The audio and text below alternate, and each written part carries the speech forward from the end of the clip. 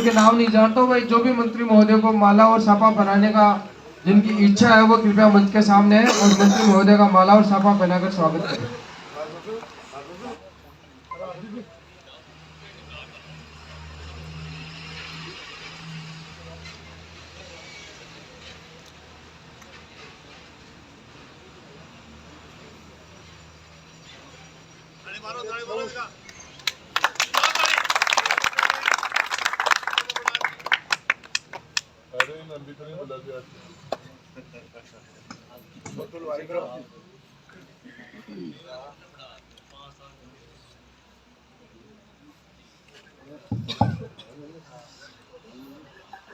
संजय छऊ से भी निवेदन है कृपया वो भी माला पहनाए और स्वागत करें।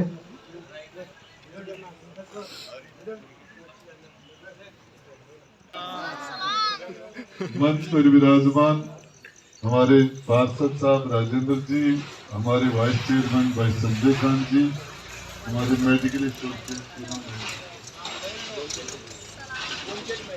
कुंजल मेडिकल से हमारे खेमजी राठी, मेरे वो आके बेटे बड़े भाई वसीम जी, आज जी हो गया अब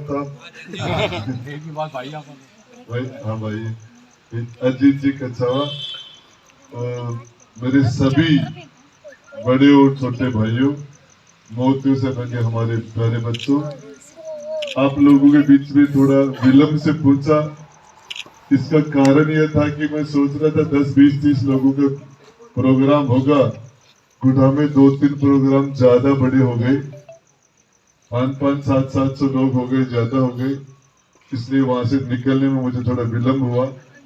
और मैं तो आपको एक ही बात बताना चाह रहा हूँ, जो ताकत आपने मुझे दी उसका मैंने 5 साल पहले, 2 साल हमारे कोरोना में खराब हुए, जितना टाइम मुझे काम करने के लिए मिला था, दिया था, उसका आधा टाइम हो गया, लेकिन आधे टाइम में भी मैंने 50 साल के काम किए, 50 साल के। मैं आपको बताना चाह रहा हूँ, ये जो सारे लोग बैठे, आप पूछ लेना किसी से, यदि माइनॉरिटी को पिछले 50, 60, 70 साल में किसी ने 1 लाख रुपए दिए हैं किसी जगह, तो उसके 1 लाख रुपए तो उसके बिंदी और लगा रहे ना 2, मैंने तो उसको 100 गुना कर दिया।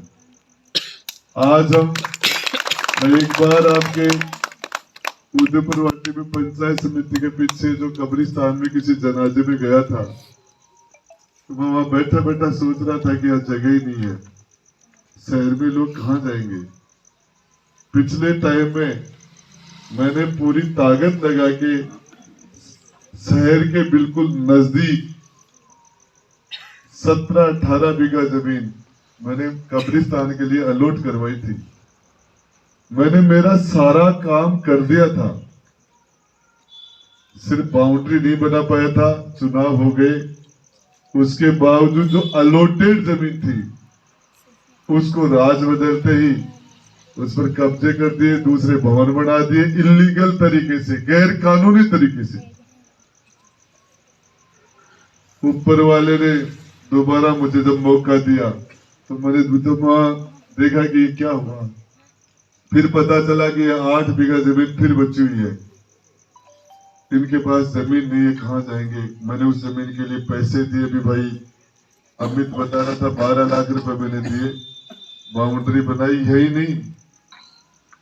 सवरा में झगड़ा था, कब्रिस्तान की जगह की समस्या थी, मैंने जमीन भी अलॉट कराई और 17 लाख रुपए देके बाउंड्री बनाई और झगड़े को खत्म किया। मैंने वही नहीं, ये काम मैंने केड में भी किया, कब्रिस्तान की जमीन अलॉट कराना और बाउंड्री बनाई। ये काम मैंने पचलगी में भी किया, ये काम मैंने छऊ में भी किया, ये काम मैंने बाउंड्री बनाई, ये काम मैंने करीब जहां मेरे पास जो आदमी आया सिर्फ इसलिए, अब सोच लेना, जानकारी कर लेना कि दिल में जगह होती है तो सारे रास्ते निकल जाते हैं। आपको सारा पता भी है कि 5 साल में मैंने, जब मैं आया था तो लोगों में दिलों में क्षोभ था, दिलों में दरारें थी, आपस में एक दूसरे को सामने खड़ा कर दिया गया था। ये सही कह रहा रामकर। जब यह वातावरण खराब हुआ, मैं हारा हुआ एमएलए था। मुझे पता चला, मैं 140-50 की स्पीड से यहां पहुंचा था गाड़ी लेके। 140-50 की स्पीड पर आया था मैं यहां, और मैं आपके मोहल्ले में पहुंचा सबसे पहले। उसके बाद मैं उधर भी गया था जो हर हर महादेव कर रहे थे, और उसके अंदर रामगढ़ को पता है, मैंने मेरे लोगों से झड़प भी हुई थी अकेले की। आपको पता नहीं है, जो भीड़ थी उससे जाके मैं भिड़ गया था। मैं ये पता कभी नहीं देखता लेफ्ट राइट मेरे दाहिने कौन चल रहा है, मेरे बाएं कौन चल रहा है, मेरे पीछे कौन है। उस उन्मादी भीड़ से के बीच में जाके राजेंद्र गुड्डा खड़ा भी हो गया था। लोगों के मैंने धक्के मारे थे, मैंने धक्के मारे थे। पुलिस नहीं जा रही थी, मैं सामने जाके खड़ा हुआ था। धरती पर ऐसा आदमी मिल जाएगा, नहीं मिलेगा आपको। आप सोच सकते हो। मेरी माँ के हम 11 बेटे हैं, मेरे तो एक ही है, मेरे एक ही बेटा है।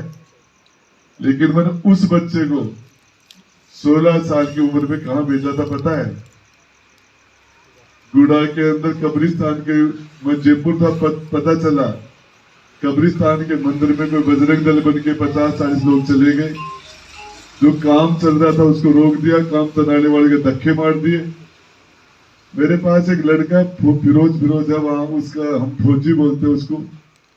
उसका मेरे पास फोन आया, तो दादा हमारी तो ऐसी तैसी कर दी लोगों ने। मैंने क्या हुआ? बोले जो हमारे साथ दादागिरी कर रहे हैं, मारपीट कर रहे हैं, मैंने मेरे बेटे को भेजा था। मैंने कहा हिसाब कर देना, जा हिसाब कर देना। 50 लोगों में मैंने एक बच्चे को भेजा था।